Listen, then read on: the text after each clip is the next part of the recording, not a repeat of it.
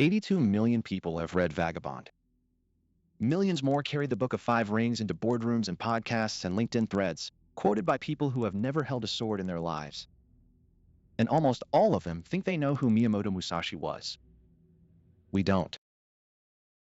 What we know is a legend built on a novel, built on a self-report, built on a man that history cannot fully verify.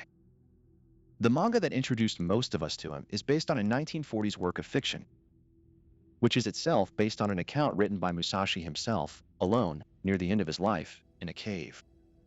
Fiction built on fiction, built on a dying man's version of his own story. And here is the strangest part. He may still be exactly what the legend says he is, even if all of that is true. So the question this video is actually asking is not whether Musashi was real.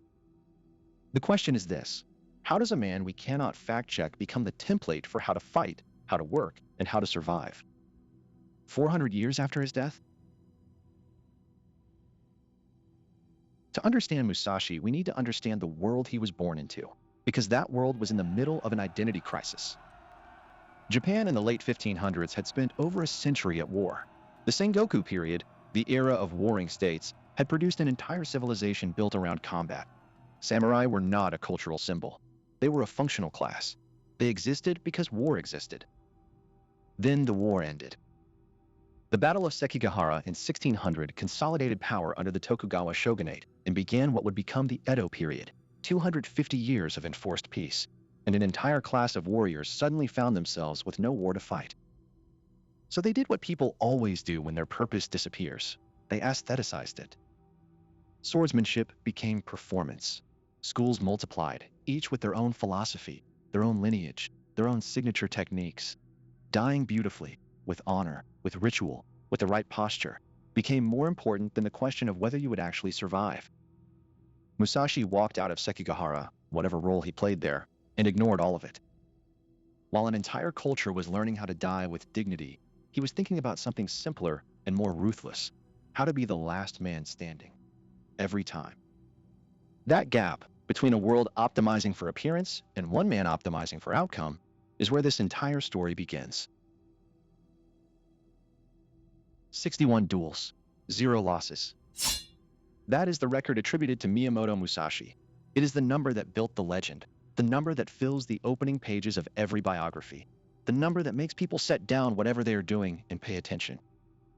But before we go any further, there is something that needs to be said directly.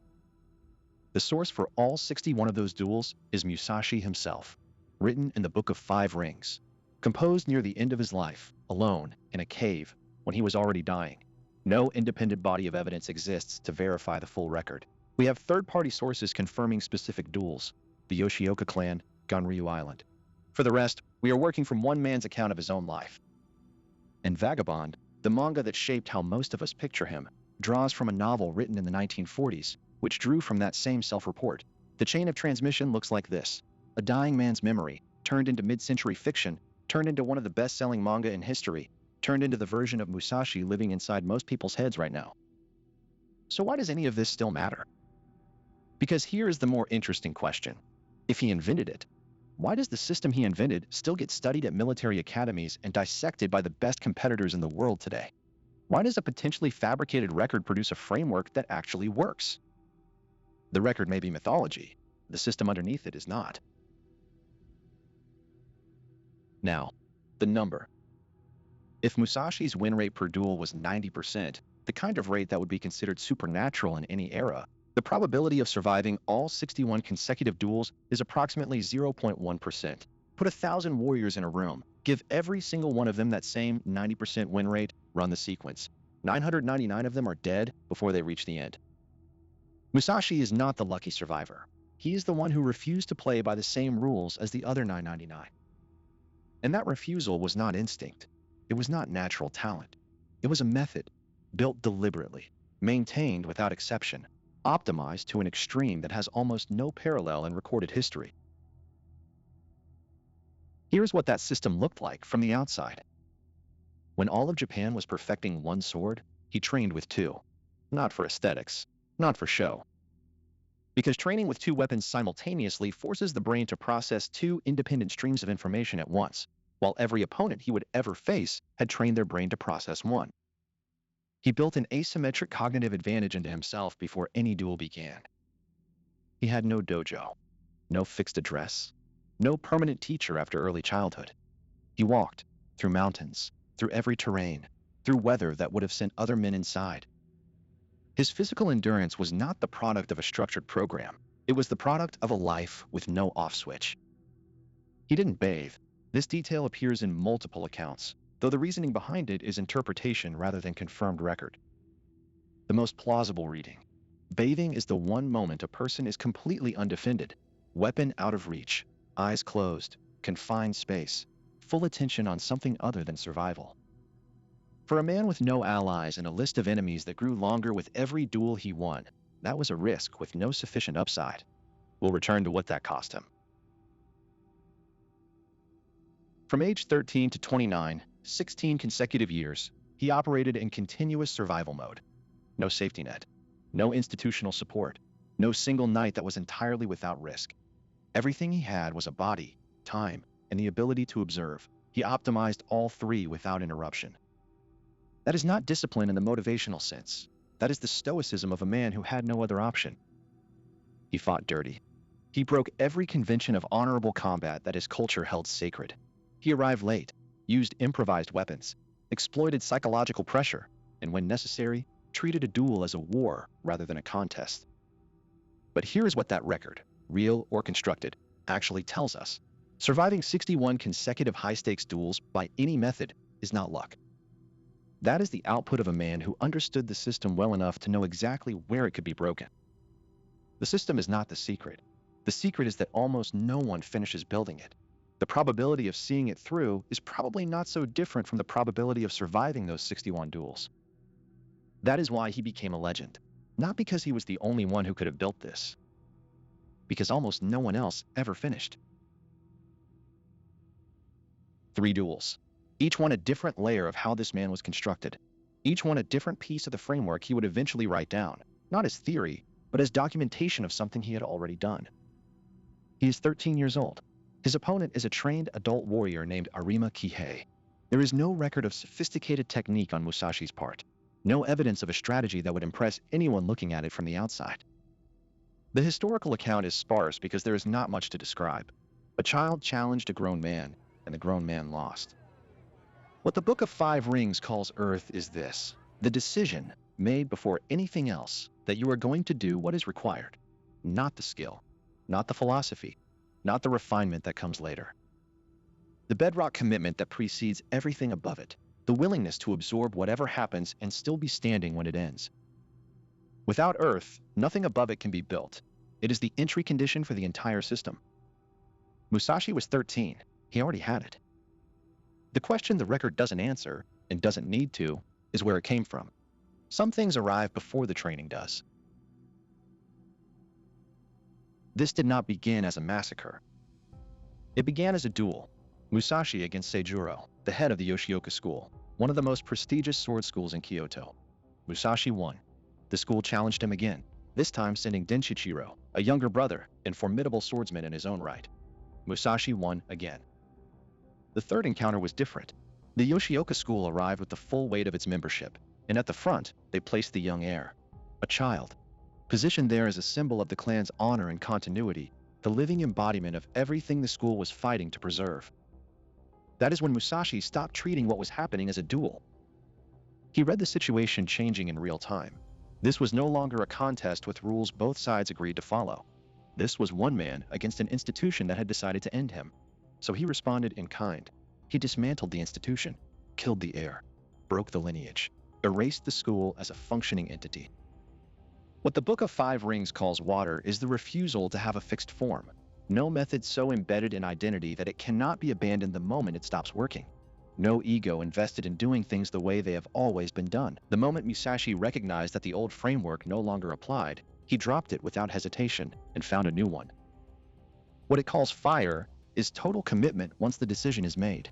No half measures, no part of the mind still calculating whether to retreat, no exit strategy held in reserve. Hesitation is information, and information given to an opponent in that kind of situation is a death sentence. This is also where his second sword became something more than a training exercise. Cornered, outnumbered, forced to operate in close quarters that his primary sword could not handle alone, he drew the second blade. Some historians argue that Nitin Ichiru, his two-sword style, was not born on a training ground through deliberate experimentation. It was born here, in blood, under pressure, as an adaptation to a situation that left no other option. He did not walk into the Yoshioka confrontation with a plan to destroy a dynasty. He walked in, read what was happening, and changed completely. That is the thing that is actually difficult to replicate, not the outcome, but the speed and totality of the adaptation. Sasaki Kojiro was, by most accounts, Musashi's equal in reputation and possibly his superior in pure technical execution. His signature technique, the Tsubami Geshi, the swallow cut, was considered by contemporaries to be nearly impossible to defend against cleanly. He carried an oversized blade. He had never lost. The duel was arranged for Ganryu Island. Musashi was given a time. He did not arrive at that time. He showed up hours late. On the boat ride to the island, he carved a wooden sword from a spare oar, a weapon longer than a standard bakken, improvised from whatever was available, made while traveling to fight the best swordsman he had ever faced. Kojiro stood under the open sun on that island and waited. And waited. The fury built with every passing minute. The indignity of it. The disrespect. The violation of every convention that made a duel between two warriors of their stature meaningful. By the time Musashi stepped off that boat, Kojiro was not in a state of calm readiness. He was in a state of controlled rage, which is a different thing entirely. What the Book of Five Rings calls wind is the ability to see the whole field, not just the opponent in front of you, but the system the opponent operates within. Kojiro's greatest strength was his technical perfection. And technical perfection, built over a lifetime and embedded in the identity of a warrior who has never lost, requires specific conditions to function at its peak. Ritual, composure, the psychological certainty that the contest is being conducted on terms where his superiority can express itself. Musashi destroyed those conditions before the first strike landed. He saw Kojiro's perfection not as an obstacle, but as a brittleness, because perfect form is rigid form, and rigid form has a specific failure mode. One blow. Done. But here's the thing that matters most about Ganryu Island, and it is not the outcome. Musashi did not decide to arrive late the way a chess player decides on a move, consciously, deliberately, as a calculated tactic chosen from a set of options. He had internalized that way of thinking so completely, over so many years of building and testing and surviving, that it had become the default mode of operation. The boundary between strategy and instinct had been erased. What the Book of Five Rings calls void is not a feeling. It is not calm. It is not the absence of thought in any mystical sense. It is what happens when all four levels of the system, earth, water, fire, wind, have been trained past the point where conscious processing is required. No emotional interference. No ego requiring protection. No cognitive noise between perception and response. Strategy is when you have to think about what to do.